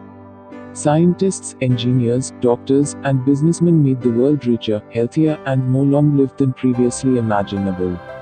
As Karl Marx and Friedrich Engels saw clearly, the 19th century business class created more massive and more colossal productive forces than all preceding generations together. Subjection of nature's forces to man. Machinery, application of chemistry to industry and agriculture, steam navigation, railways, electric telegraphs, clearing of whole continents for cultivation, canalization of rivers. Whole populations conjured out of the ground, what earlier century had even a presentiment that such productive forces slumbered in the lap of social labor. Each generation's inventors and visionaries surpassed their predecessors. In 1843, the London public was invited to make its first crossing underneath the River Thames by a newly dug tunnel. In 1869, the Suez Canal saved the Eurasian shipping traffic from rounding the Cape of Good Hope. In 1914, the Panama Canal cut short the route from Atlantic to Pacific. Even the Great Depression failed to impede relentless progress in the United States, which has always been home to the world's most far-seeing definite optimists. The Empire State Building was started in 1929 and finished in 1931. The Golden Gate Bridge was started in 1933 and completed in 1937. The Manhattan Project was started in 1941 and had already produced the world's first nuclear bomb by 1945. Americans continued to remake the face of the world in peace time. The interstate highway system began construction in 1956, and the first 20,000 miles of road were open for driving by 1965. Definite planning even went beyond the surface of this planet. NASA's Apollo program began in 1961 and put 12 men on the moon before it finished in 1972. Bold plans were not reserved just for political leaders or government scientists. In the late 1940s, a Californian named John Reber set out to reinvent the physical geography of the whole San Francisco Bay Area. Reber was a schoolteacher, an amateur theater producer, and a self-taught engineer. Undaunted by his lack of credentials, he publicly proposed to build 2 huge dams in the bay, construct massive freshwater lakes for drinking water and irrigation, and reclaim 20,000 acres of land for development. Even though he had no personal authority, people took the Reber plan seriously. It was endorsed by newspaper editorial boards across California. The U.S. Congress held hearings on its feasibility. The Roomy Corps of Engineers even constructed a 1.5 Yojak-Chin HCRE scale model of the bay in a cavernous Sausalito warehouse to simulate it. These tests revealed technical shortcomings, so the plan wasn't executed. But would anybody today take such a vision seriously in the first place? In the 1950s, people welcomed big plans and asked whether they would work. Today, a grand plan coming from a schoolteacher would be dismissed as prankery. And a long-range vision coming from an even more powerful would be derided as hubris. You can still visit the Bay model in that Sausalito warehouse, but today it's just a tourist attraction. Big plans for the future have become archaic curiosities. In the 1950s, Americans thought big plans for the future were too important to be left to experts. Indefinite optimism. After a brief pessimistic phase in the 1970s, indefinite optimism has dominated American thinking ever since 1982. When a long bull market began and finance eclipsed engineering as the way to approach the future. To an indefinite optimist, the future will be better, but he doesn't know how exactly, so he won't make any specific plans. He expects to profit from the future but sees no reason to design it concretely. Instead of working for years to build a new product, indefinite optimists rearrange already invented ones. Bankers make money by rearranging the capital structures of already existing companies. Lawyers resolve disputes over old things or help other people structure their affairs. And private equity investors and management consultants don't start new businesses, they squeeze extra efficiency from old ones with incessant procedural optimizations. It's no surprise that these fields all attract disproportionate numbers of high-achieving Ivy League optionality chasers. What could be a more appropriate reward for 2 decades of resume building than a seemingly elite process-oriented career that promises to keep options open? Recent graduates' parents often cheer them on the established path. The strange history of the baby boom produced a generation of indefinite optimists so used to effortless progress that they feel entitled to it. Whether you were born in 1945 or 1950 or 1955, things got better every year for the first 18 years of your life, and it had nothing to do with you. Technological advance seemed to accelerate automatically, so the boomers grew up with great expectations but few specific plans for how to fulfill them. Then, when technological progress stalled in the 1970s, increasing income inequality came to the rescue of the most elite boomers. Every year of adulthood continued to get automatically better and better for the rich and successful. The rest of their generation was left behind, but the wealthy boomers who shape public opinion today see little reason to question their naive optimism. Since tracked careers worked for them, they can't imagine that they won't work for their kids too. Malcolm Gladwell says you can't understand Bill Gates' success without understanding his fortunate personal context. He grew up in a good family, went to a private school equipped with a computer lab, and counted Paul Allen as a childhood friend. But perhaps you can't understand Malcolm Gladwell without understanding his historical context as a boomer born in 1963. When baby boomers grow up and write books to explain why one or another individual is successful, they point to the power of a particular individual's context as determined by chance. But they miss the even bigger social context for their own preferred explanations. A whole generation learned from childhood to overrate the power of chance and underrate the importance of planning. Gladwell at first appears to be making a contrarian critique of the myth of the self-made businessman, but actually his own account encapsulates the conventional view of a generation. OURINDEFINITELYOPTIMISTICWORLD. Indefinite finance. While a definitely optimistic future would need engineers to design underwater cities and settlements in space, an indefinitely optimistic future calls for more bankers and lawyers. Finance epitomizes indefinite thinking because it's the only way to make money when you have no idea how to create wealth. If they don't go to law school, bright college graduates head to Wall Street precisely because they have no real plan for their careers. And once they arrive at Goldman, they find that even inside finance, everything is indefinite. It's still optimistic. You wouldn't play in the markets if you expected to lose, but the fundamental tenet is that the market is random. You can't know anything specific or substantive. Diversification becomes supremely important. The indefiniteness of finance can be bizarre. Think about what happens when successful entrepreneurs sell their company. What do they do with the money? In a financialized world, it unfolds like this. The founders don't know what to do with it, so they give it to a large bank. The bankers don't know what to do with it, so they diversify by spreading it across a portfolio of institutional investors.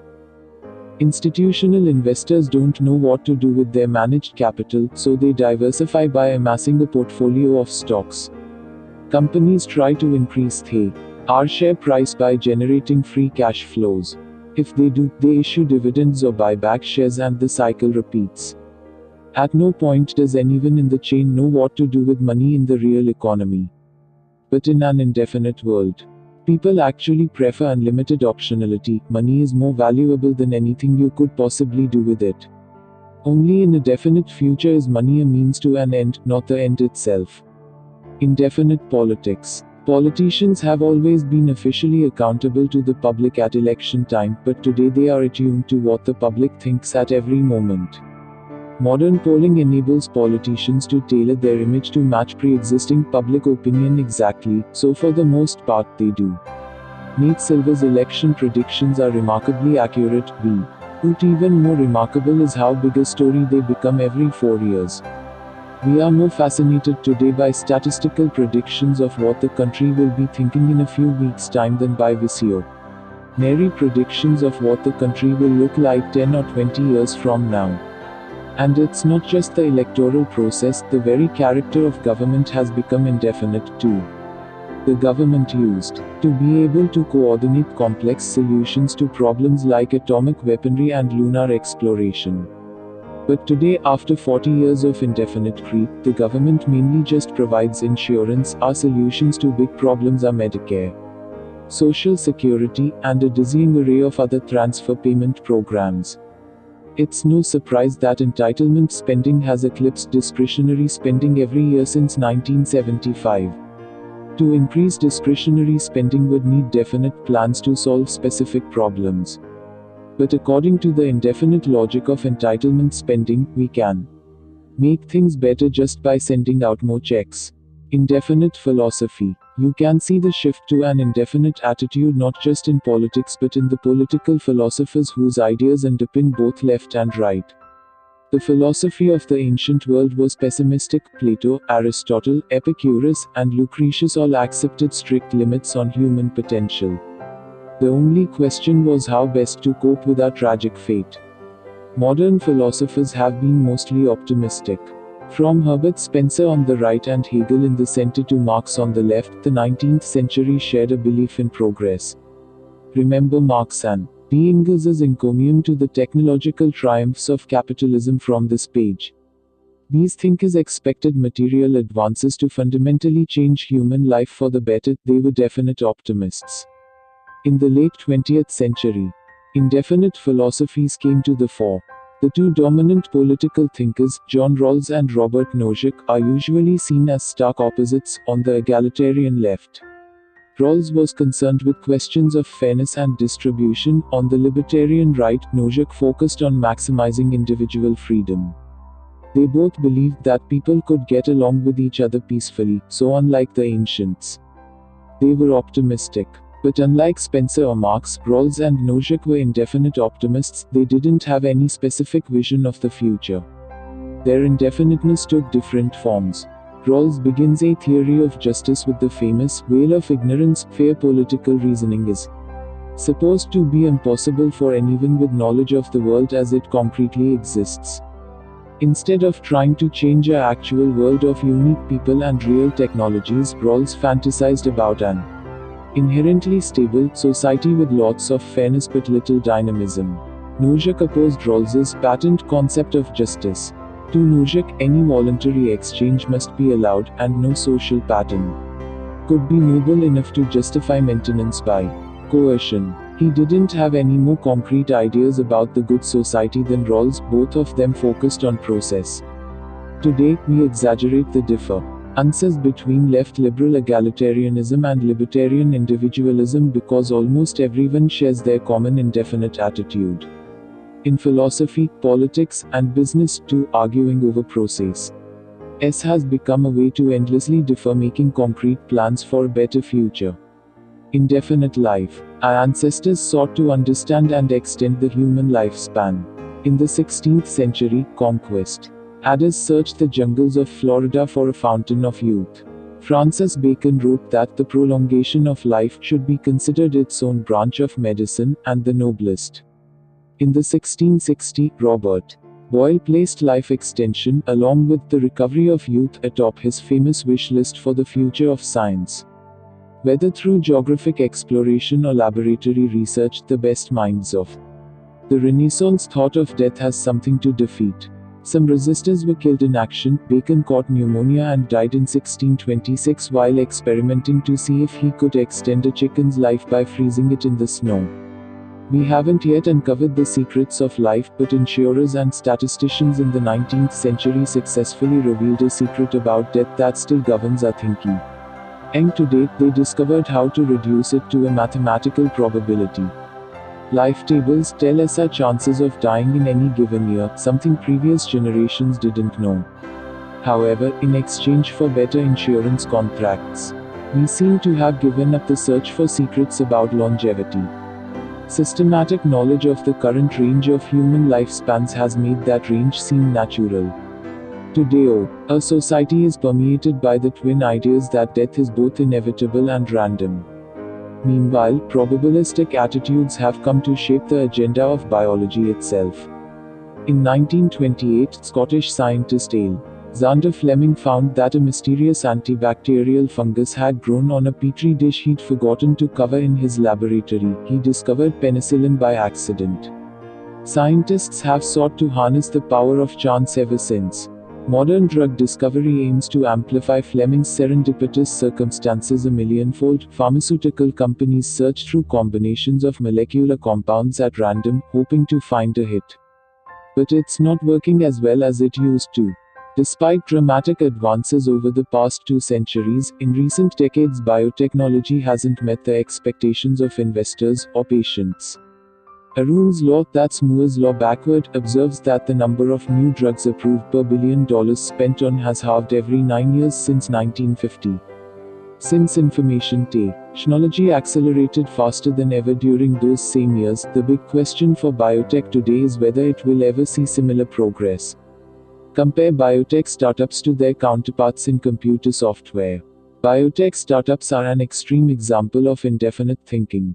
Researchers experiment with things that just might work instead of refining definite theories about how the body's systems operate. Biologists say they need to work this way because the underlying biology is hard. According to them, startups work because we created computers ourselves and designed them to reliably obey our commands. Biotech is difficult because we didn't design our bodies, and the more we learn about them, the more complex they turn out to be.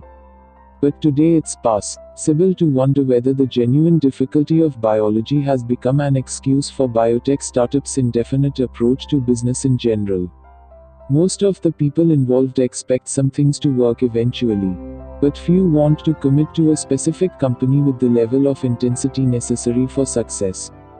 It starts with the professors who often become part-time consultants instead of full-time employees, even for the biotech startups that begin from their own research. Then everyone else imitates the professor's indefinite attitude. It's easy for libertarians to claim that heavy regulation holds biotech back, and it does, but indefinite optimism may pose an even greater challenge for the future of biotech. ISINDEFINITEOPTIMISMEVENPOSSIBLE. What kind of future will our indefinitely optimistic decisions bring about? If American households were saving, at least they could expect to have money to spend later. And if American companies were investing, they could expect to reap the rewards of new wealth in the future. But US households are saving almost nothing. And US companies are letting cash pile up on their balance sheets without investing in new projects because they don't have any concrete plans for the future. The other 3 views of the future can work. Definite optimism works when you build the future you envision. Definite pessimism works by building what can be copied without expecting anything new. Indefinite pessimism works because it's self-fulfilling. If you're a slacker with low expectations, they'll probably be met. But indefinite optimism seems inherently unsustainable. How can the future get better if no one plans for it? Actually, most everybody in the modern world has already heard an answer to this question. Progress without planning is what we call evolution. Darwin himself wrote that life tends to progress without anybody intending it. Every living thing is just a random iteration on some other organism, and the best iterations win. Darwin's theory explains the origin of trilobites and dinosaurs, but can it be extended to domains that are far removed? Just as Newtonian physics can't explain black holes or the Big Bang, it's not clear that Darwinian biology should explain how to build a better society or how to create a new business out of nothing. In recent years, Darwinian, or pseudo-Darwinian, metaphors have become common in business. Journalists analogize literal survival in competitive ecosystems to corporate survival in competitive markets. Hence all the headlines like digital Darwinism, .com Darwinism, and survival of the clickiest. Even in engineering-driven Silicon Valley, the buzzwords of the moment call for building a lean startup that can adapt and evolve to an ever-changing environment. Would-be entrepreneurs are told that nothing can be known in advance. We're supposed to listen to what customers say they want, make nothing more than a minimum viable product, and iterate our way to success. But leanness is a methodology, not a goal. Making small changes to things that already exist might lead you to a local maximum, but it won't help you find the global maximum. You could build the best version of an app that lets people order toilet paper from their iPhone, but iteration without a bold plan won't take you from 0 to 1. A company is the strangest place of all for an indefinite optimist. Why should you expect your own business to succeed without a plan to make it happen? Darwinism may be a fine theory in other contexts, but in startups, intelligent design works best. THERETURNOFDESIGN. What would it mean to prioritize design over chance? Today, good design is an aesthetic imperative, and everybody from slackers to yuppies carefully curates their outward appearance. It's true that every great entrepreneur is first and foremost a designer. Anyone who has held an iDevice or a smoothly machined MacBook has felt the result of Steve Jobs' obsession with visual and experiential perfection. But the most important lesson to learn from Jobs has nothing to do with aesthetics. The greatest thing Jobs designed was his business. Apple imagined and executed definite multi-year plans to create new products and distribute them effectively. Forget minimum viable products. Ever since he started Apple in 1976, Jobs saw that you can change the world through careful planning, not by listening to focus group feedback or copying others' successes. Long-term planning is often undervalued by our indefinite short-term world. When the first iPod was released in October 2001, industry analysts couldn't see much more than a nice feature for Macintosh users that doesn't make any difference to the rest of the world. Jobs planned the iPod to be the first of a new generation of portable post-PC devices, but that secret was invisible to most people. One look at the company's stock chart shows the harvest of this multi-year plan. The power of planning explains the difficulty of value in private companies. When a big company makes an offer to acquire a successful startup, it almost always offers too much or too little. Founders only sell when they have no more concrete visions for the company, in which case the acquirer probably overpaid. Definite founders with robust plans don't sell, which means the offer wasn't high enough. When Yahoo offered to buy Facebook for $1 billion in July 2006, I thought we should at least consider it. But Mark Zuckerberg walked into the board meeting and announced, "Okay, guys, this is just a formality, it shouldn't take more than 10 minutes. We're obviously not going to sell here." Mark saw where he could take the company, and Yahoo didn't. A business with a good definite plan will always be underrated in a world where people see the future as random. YOURENOTALOTTERYTICKET. We have to find our way back to a definite future, and the Western world needs nothing short of a cultural revolution to do it. Where to start? John Rawls will need to be displaced in philosophy departments. Malcolm Gladwell must be persuaded to change his theories. And pollsters have to be driven from politics. But the philosophy professors and the Gladwells of the world are set in their ways.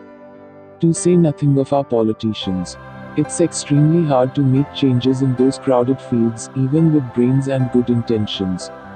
A startup is the largest endeavor over which you can have definite mastery. You can have agency not just over your own life, but over a small and important part of the world. It begins by rejecting the unjust tyranny of chance. You are not a lottery ticket. Sath. FOLLOWTHEMONEY. MONEYMAKESMONEY. For whoever has will be given more, and they will have an abundance. Whoever does not have, even what they have will be taken from them. Matthew chapter 25 verse 29.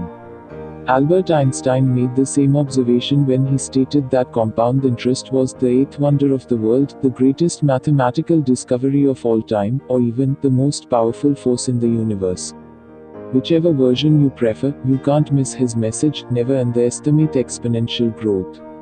Actually, there's no evidence that Einstein ever said any of those things. The quotations are all apocryphal. But this very misattribution reinforces the message. Having invested the principle of a lifetime's brilliance, Einstein continues to earn interest on it from beyond the grave by receiving credit for things he never said. Most sayings are forgotten. At the other extreme, a select few people like Einstein and Shakespeare are constantly quoted and ventriloquized. We shouldn't be surprised, since small minorities often achieve disproportionate results. In 1906, economist Wilfredo Pareto discovered what became the Pareto principle, or the 80-20 rule. When he noticed that 20% of the people owned 80% of the land in Italy, a phenomenon that he found just as natural as the fact that 20% of the pea pods in his garden produced 80% of the peas. This extraordinarily stark pattern, in which a small few radically outstrip all rivals, surrounds us everywhere in the natural and social world.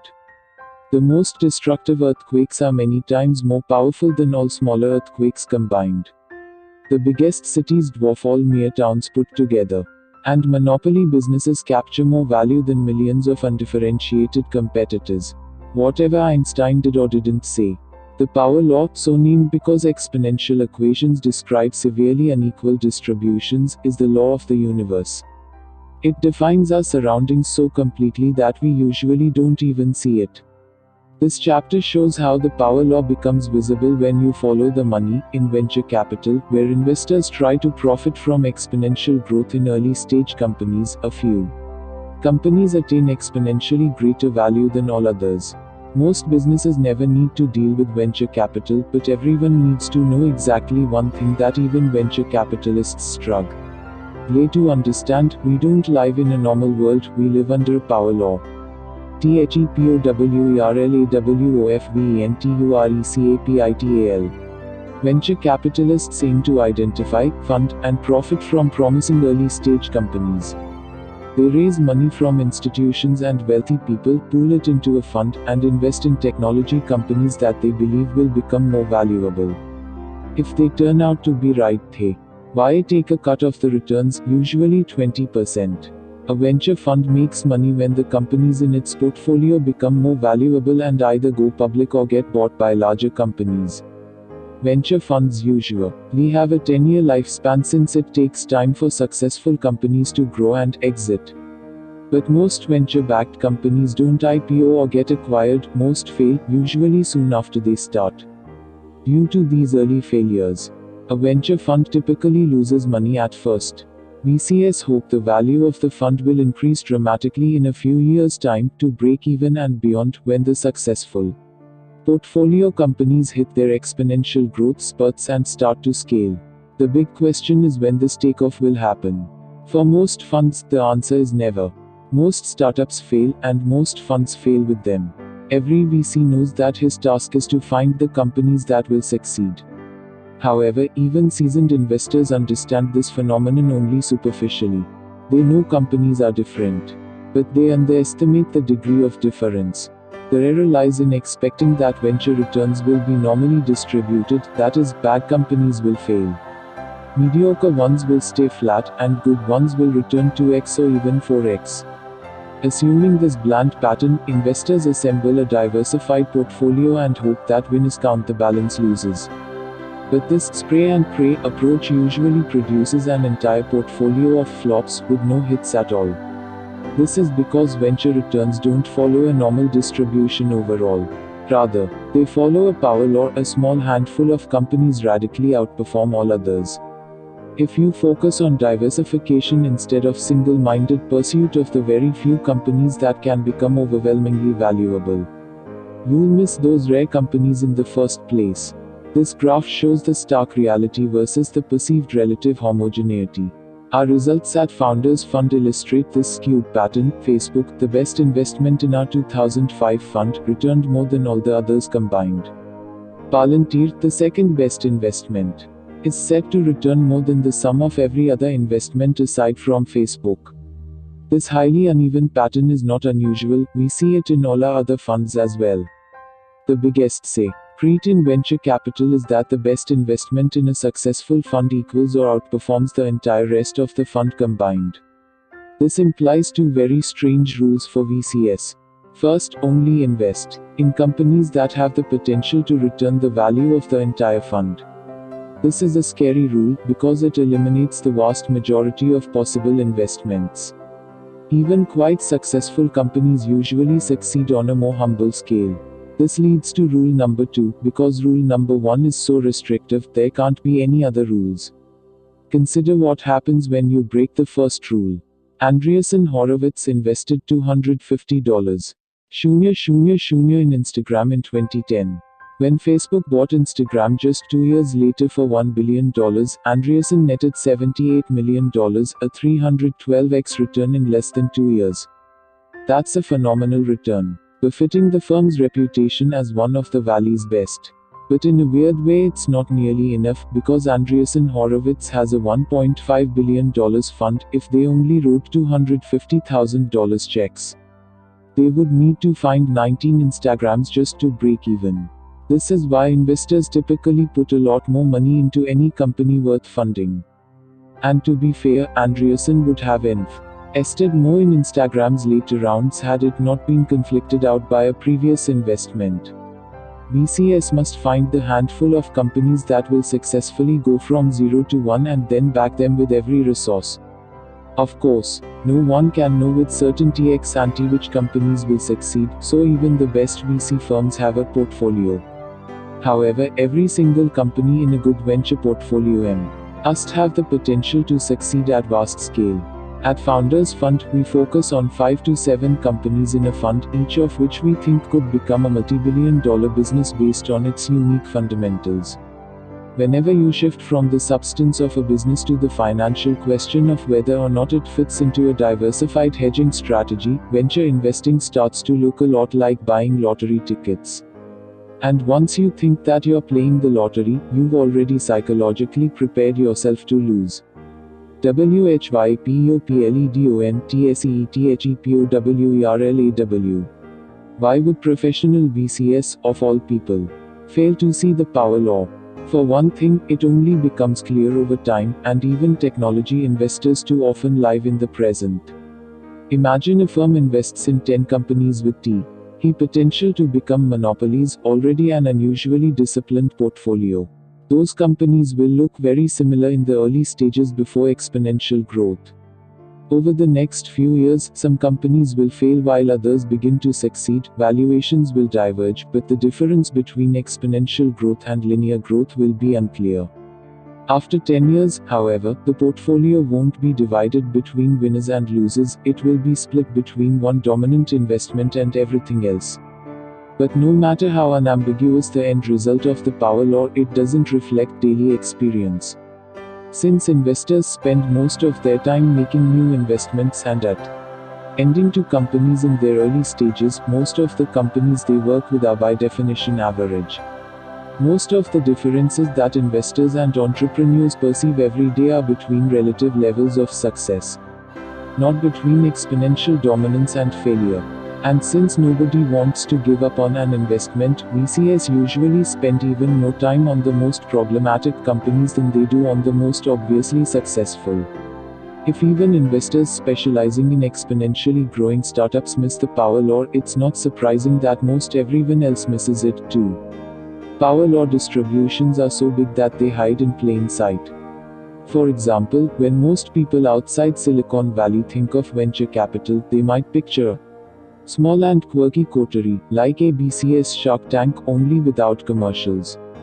After all, less than 1% of new businesses started each year in the US receive venture funding, and total VC investment accounts for less than 0.2% of GDP. But the results of those investments disproportionately propel the entire economy. Venture-backed companies create 11% of all private sector jobs. They generate annual revenues equivalent to an astounding 21% of GDP. Indeed, the dozen largest tech companies were all venture-backed. Together those 12 companies are worth more than $2 trillion, more than all other tech companies combined. WHATTODOWITHTHEPOWERLAW. The power law is not just important to investors, rather, it's important to everybody because everybody is an investor. An entrepreneur makes a major investment just by spending her time working on a startup. Therefore, every entrepreneur must think about whether her company is going to succeed and become valuable. Every individual is unavoidably an investor too. When you choose a career, you act on your belief that the kind of work you do will be valuable decades from now. The most common answer to the question of future value is a diversified portfolio. Don't put all your eggs in one basket, everyone has been told. As we said, even the best venture investors have a portfolio, but investors who understand the power law make as few investments as possible. The kind of portfolio thinking embraced by both folk wisdom and financial convention, by contrast, regards diversified betting as a source of strength. The more you dabble, the more you are supposed to have hedged against the uncertainty of the future. But life is not a portfolio, not for a startup founder, and not for any individual. An entrepreneur cannot diversify herself. You cannot run dozens of companies at the same time and then hope that one of them works out well. Less obvious but just as important, an individual cannot diversify his own life by keeping dozens of equally possible careers in ready reserve. Our schools teach the opposite. Institutionalized education traffics in a kind of homogenized, generic knowledge. Everybody who passes through the American school system learns not to think in power law terms. Every high school course period lasts 45 minutes, whatever the subject. Every student proceeds at a similar pace. At college, models students obsessively hedge their futures by assembling a suite of exotic and minor skills. Every university believes in excellence, and 100-page course catalogs arranged alphabetically according to arbitrary departments of knowledge seem designed to reassure you that it doesn't matter what you do, as long as you do it well. That is completely false. It does matter what you do. You should focus relentlessly on something you're good at doing, but before that you must think hard about whether it will be valuable in the future. For the startup world, this means you should not necessarily start your own company. Even if you are extraordinarily talented. If anything, too many people are starting their own companies today. People who understand the power law will hesitate more than others. When it comes to founding a new venture, they know how tremendously successful they could become by joining the very best company while it's growing fast. The power law means that differences between companies will dwarf the differences in roles inside companies. You could have 100% of the equity if you fully fund your own venture, but if it fails, you'll have 100% of nothing. Owning just 0.01% of Google, by contrast, is incredibly valuable, more than $35 million as of this writing. If you do start your own company, you must remember the power law to operate it well. The most important thing is a singular, one market will probably be better than all others, as we discussed in Chapter 5. One distribution strategy usually dominates all others, too, for that see Chapter 11. Time and decision making themselves follow a power law. And some moments matter far more than others, see Chapter 9. However, you can't trust a world that denies the power law to accurately frame your decisions for you. So what's most important is really obvious.